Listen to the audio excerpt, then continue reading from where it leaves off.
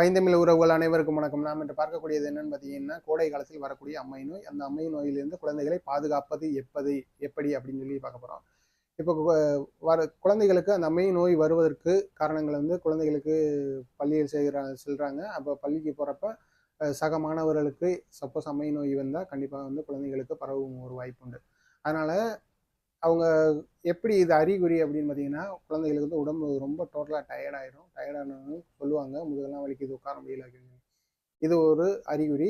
அப்போ நீங்கள் அவங்களோட ஒரு சிறுவனுக்கு சட்டையை கழட்டி பார்த்தீங்கன்னா அவங்களுக்கு பொறியாக இருக்கும். இந்த பொறியாக இருக்கிறது அம்மை தானா அப்படின்னு கன்ஃபார்ம் பண்ணிக்கிறதுக்கு பக்கத்தில் உள்ள முதியவர்களோ, உங்கள் வீட்டில் உள்ள முதியவர்களோ இல்லை மருத்துவரோ நீங்கள் கேட்கலாம். சப்போஸ் அந்த பொறியாக இருக்கிறது டெவலப் ஆகும்போது கொஞ்சம் பெரிய குழப்பமாக வரும். அதுதான் அம்மை நோய், அம்மா அப்படின்னு சொல்லுவோம். இந்த அம்மை நோய் வந்துட்டா நம்ம என்ன பண்ணணும் ஸ்டார்டிங்கில் அப்படின்னு பார்த்தீங்கன்னா, குழந்தைகளை அவர்கள் படுப்பதற்கு என்ன பண்ணணும், ஒரு காட்டன் அதாவது பருத்தி ஆடையை ஒரு விரித்து அதில் படுக்க வைக்கணும். நம்ம உறவினர்களோ அந்நியவர்களோ உள்ளே வரக்கூடாது அப்படின்றதுக்காண்டி வெளியில் வேப்பங்குலையை கட்டி தொங்கவிடும். ஏன்னா அவர்களுக்கு பரவிடக்கூடாது அப்படின்ற ஒரு நல்ல எண்ணத்தின் அடிப்படையில் கட்டி தொங்கவிடும். இது அம்மா அப்படின்னு ஏன் சொல்கிறேன்னு பார்த்தீங்கன்னா, இது ஒரு இந்த அம்மை போட்ட ஒரு குழந்தைகளுக்கு தனது தாயை நம்ம எப்படி பார்த்துக்குவோம் அந்த மாதிரி பக்குவமாக பார்த்துக்குவோம். அவங்களுக்கு நம்ம எளிதில் செரிக்கக்கூடிய உணவுப் பொருட்கள் தான் கொடுக்கணும். பெரும்பாலும் இந்த ஜூஸ் வகையான பழச்சாறுகளை கொடுக்கலாம். அது ஆரஞ்சு ஜூஸு, எலுமிச்சை சாறு, சாத்துக்குடி சாறு இந்த மாதிரி சாறு வகையில் கொடுக்கலாம். தப்பு கிடையாது. நல்ல ஜீரணிக்கும் சக்தி. இதுதான் மருத்துவர்களும் கொடுக்குறாங்க. வைட்டமின் சி முக்கியம் அப்படின்னு சொல்லி சொல்கிறாங்க.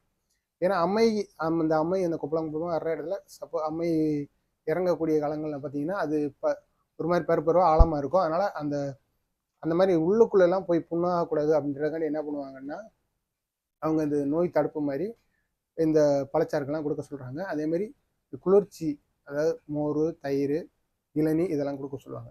ஸோ இதெல்லாம் தொடர்ந்து குழந்தைகள்கிட்ட கொடுத்துட்டு வந்துக்கிட்டே இருந்தீங்கன்னா அவங்களுக்கு அம்மை நோய் கண்டிப்பாக குறையும். ஒரு 3வது நாள் பார்த்தீங்கன்னா ரொம்ப அம்மா ரொம்ப சிவியராகவே இருப்பாங்க. அந்த முகத்தில் ஃபுல்லாக பார்த்தீங்கன்னா பரவி இருக்கும்.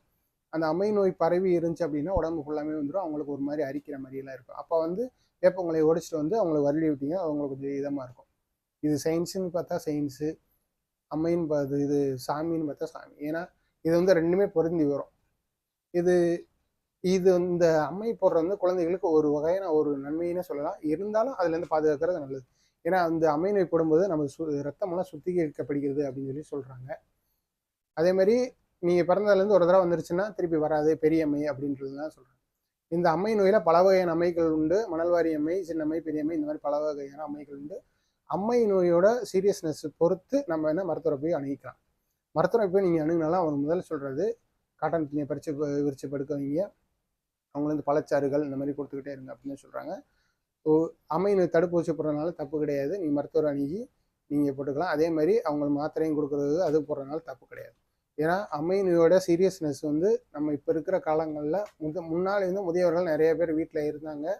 அவங்க இந்த மாதிரி பராமரிப்பு உங்களோட அம்மை என்ன பண்ணணும்னு சொல்லிக்கிட்டே இருப்பாங்க. தாத்தா பாட்டிகள் தான் எப்பயுமே குழந்தைகளை பராமரிப்பாங்க. இப்போ இருக்கிற அறிவியல் வளர்ச்சி தான் இயற்கையை ஒழிஞ்சு நம்மளுக்கு என்ன அந்த முதியவர்கள்லாம் நம்ம இழந்து விட்டு நம்ம இருக்கிறோம் அப்படின்ற பட்சத்தில் மருத்துவர் அப்படின்ற ஒரு இதை நம்ம சாடி போக வேண்டியதாக இருக்குது. அவங்க சொல்கிற அறிவுரையை நம்ம கேட்டு நடைமுறைப்படுத்த வேண்டியது. சப்போஸ் நீங்கள் உங்களுக்கு அம்மா வந்துருச்சுன்னா முதல்ல நீங்கள் என்ன பண்ணணும்னு கேட்டிங்கன்னா, குளிர்ந்த வகையான பழச்சாறுகளை, இளநீ, நீர்மோர் இதெல்லாம் கொடுங்க. சீக்கிரமாக இறங்கிடும். 3-4 நாளில் பார்த்தீங்கன்னா அந்த அம்மையினை உக்குறத்துக்கே போகும். முகமெல்லாம் ரொம்ப பெருசாக பெரிய அந்த கொப்பளங்கள்லாம் வரும். அந்த கொப்பளங்கள்லாம் இருக்கும்போது அவங்களால வெக்கை அதிகமாக இருக்கும். முகமே சிவந்து போயிருக்கும். அந்த மாதிரி இதில் அவங்களுக்கு பக்கத்துலேயே இருந்து ரொம்ப கவனமாக பார்த்துக்கணும். ஏன்னா குழந்தைகள் ரொம்ப ரொம்ப முக்கிய பாதுகாக்க வேண்டியது நமது கடமை. அதனால் இந்த கோடை காலத்தில் ஆரம்பத்தில் இப்போ தான் அம்மை நோய் ஸ்டார்ட் ஆகி எல்லாத்துக்கும் பரவிக்கிட்டு வருது. அதனால் இந்த இணையதள வழி மூலமாக உங்களை விரும்பி கேட்டுக்கிறது என்னென்னா, குழந்தைகளை பாதுகாத்துக்கொள்ளுங்க. ஏன்னா நம்ம சீரியஸ்னஸை பொறுத்து தான் நம்ம குழந்தைகளை பாதுகாக்கிறோம். சப்போஸ் இல்லை நம்ம அசால்ட்டாக விட்டுட்டோம் அப்படின்னா இப்போ சீக்கிரம் செரிமானம் ஆகக்கூடிய உணவு வகையில் குழந்தைகளுக்கு கொடுக்கணும். பழச்சாறுகள் இந்த மாதிரி கஞ்சியை கரைச்சி கொடுக்கணும். இந்த மாதிரி விஷயங்கள்லாம் இல்லாமல் கூழ் இந்த மாதிரிலாம் கொடுக்கலாம். இந்த மாதிரி விஷயங்கள் இல்லாமல் நீங்கள் ஹார்டு உணவு நீங்கள் பாட்டுக்கு கோழி குழம்பு வைக்கிறேன், அந்த குழம்பு வைக்கிறேன், நான்வெஜ் வைக்கிறேன் அப்படின்னு சொல்லி அறிவுரை இல்லாமல் நீங்கள் இந்த மாதிரி செஞ்சீங்கன்னா குழந்தைகள் பெரிய ஆபத்தில் மாட்டிக்கொள்வார். அப்புறம் எவ்வளோ செலவழித்து குழந்தைகளை காப்பாற்ற முடியாமல் போயிடும். அதனால் எளிய இயற்கை தமிழ் உணவு முறையை பின்பற்றி அம்மை நோயை கட்டுக்குள் கொண்டு வருவோம். நன்றி, வணக்கம், இனிய விளக்கிய நன்றி.